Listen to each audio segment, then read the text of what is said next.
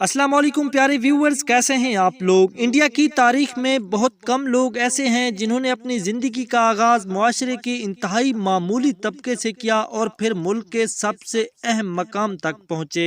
India के दूसरे वजीर आज़म लाल बहादुर शास्त्री ऐसे ही एक शख्स थे जो अपनी आला इक़्तिदार से याद किए जाते हैं। घर के अखराजात चलाने के लिए उन्हें सोसाइटी की जानिब से 50 रुपए माहाना दिए जाते थे। एक बार लाल बहादुर शास्त्री ने अपनी बीवी ललिता को जेल से एक खत लिखा जिसमें पूछा गया कि क्या उन्हें ये 50 रुपए वक्त पर मिल रहे हैं और क्या वो घर चलाने के लिए काफी हैं। ललिता शास्त्री ने फौरन जवाब दिया कि ये रकम उनके लिए काफी है, वो सिर्फ 40 रुपए खर्च करती हैं और हर माह 10 रुपए बचा रही हैं।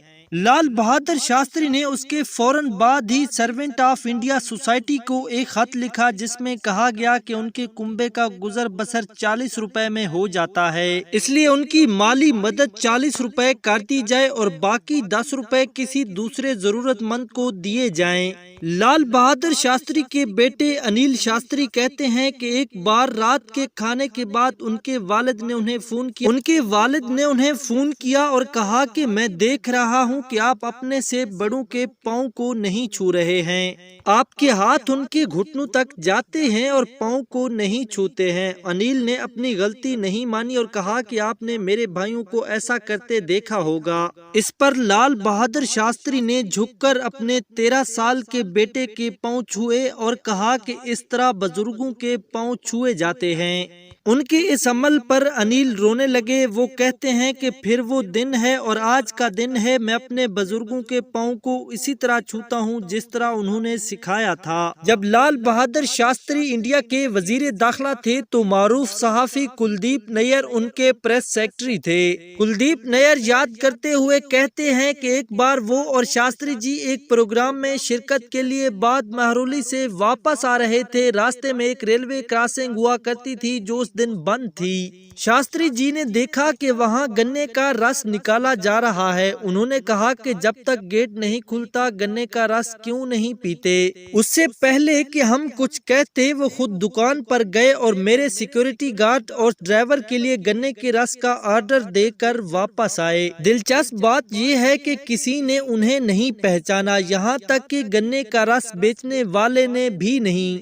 अगर उसे जरा शक गुजरा भी तो उसने ये सोचकर अपने शक को झटक दिया कि इंडिया का वजीर दाखिला गन्ने का रस पीने के लिए उनकी दुकान पर क्यों आएगा। वजीर आजम बनने तक लाल बहादुर शास्त्री के पास अपना घर तो क्या गाड़ी तक नहीं थी। एक बार उनके बच्चों ने कहा कि अब आप इंडिया के वजीर आजम हैं, अब हमारी अपनी गाड़ी होनी चाहिए। इन दिनों एक फिएट मोटर कार की कीमत 12,000 रुपए थी। उन्होंने अपने एक सेक्रेटरी से पूछा कि उनके बैंक अकाउंट में कितनी रकम है तो उनका बैंक बैलेंस सिर्फ 7,000 रुपए था।